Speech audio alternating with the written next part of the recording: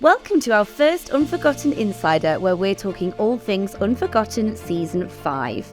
In the Season 5 premiere, the team reluctantly welcomes a new detective inspector following Cassie's tragic death in Season 4. DI Jess James has had a shake-up in her personal life just before starting the job, and instantly clashes with DS Sunny Khan as they investigate a new historic murder. Francesca, welcome to our Unforgotten Chats.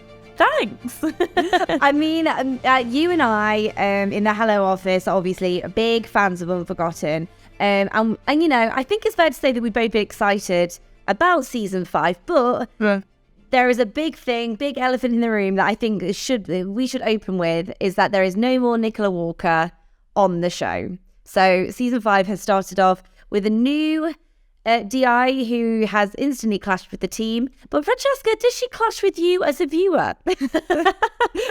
Oh, the thing is, I think what I think's interesting for the viewer is that we are given immediate context as to why she's a bit frosty. And I think that is done deliberately to make us have sympathy for her.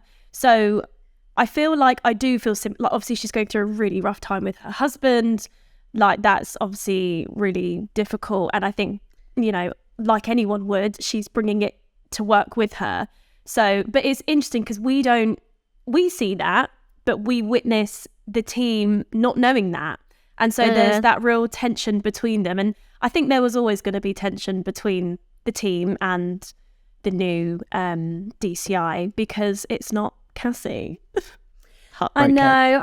I do. You know, you've made such a good point. Like, I do really think that it would have instantly grated if because you know, classically a new DI comes in, they've got budget, they're a bit hard nosed and you know, play by the rules and get everybody's backs up. And I do think it was really smart to make her like that, but also make sure that the viewers empathize with her and understand like what the behind the scenes is, because if she just stormed in without us having anything about her history, I think it would have been an instant like, nah, this resurrect Cassie, she's got to go. And I think the fans would have, because like, it reminded me of Line of Duty when Carmichael comes in, Anna Maxwell Martin's character comes in, and she's really like, you know, hard faced, and she's like, you know, not messing about, not taking any prisoners, and people like, in a way that construct does kind of work because people like to hate watch. They're like, oh,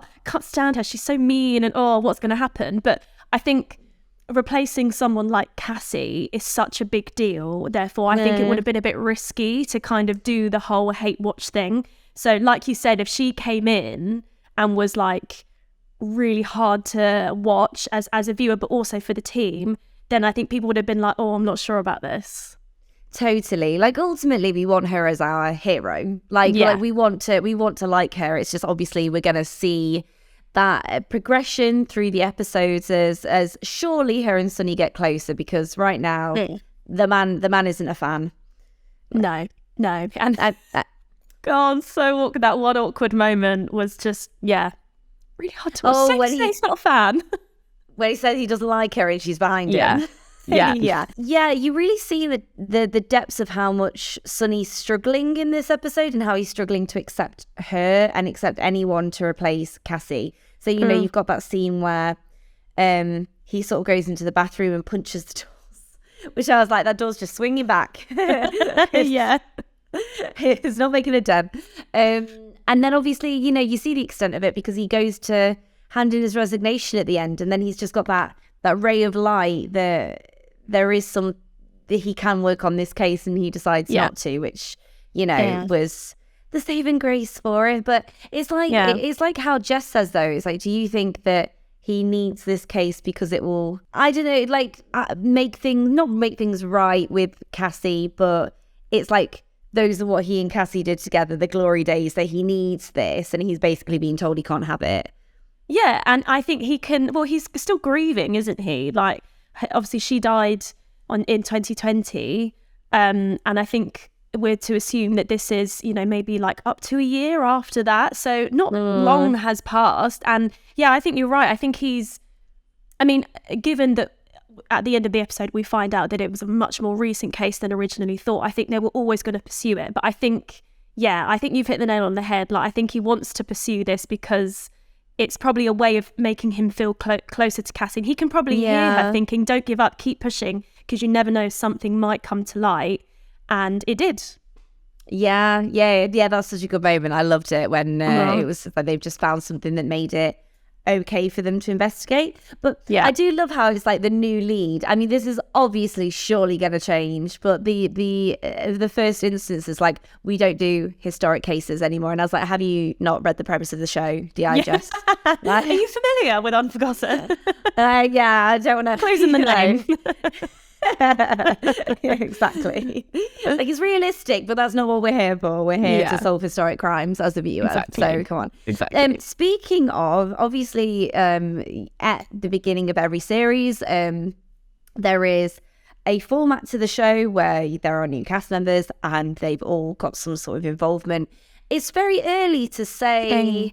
I mean, do you have any theories? I guess it's like the puzzle pieces aren't quite in place yet for who they all are. Yeah, and yeah, like you say, obviously we'll get more and more breadcrumbs as the show goes on. But I mean, I think the guy who is living in France, Carol, I think his name is, I think he's dodgy. I mean, there was just one bit. I mean, obviously we don't know a lot about his story yet, but he was on the phone to his mum, who's obviously still living in Britain, and she was giving him chat about still being single or something, which I thought was quite funny. And then he goes back home and he gets into bed with someone, right? Yeah. Like, okay, so he's obviously keeping secrets, isn't he?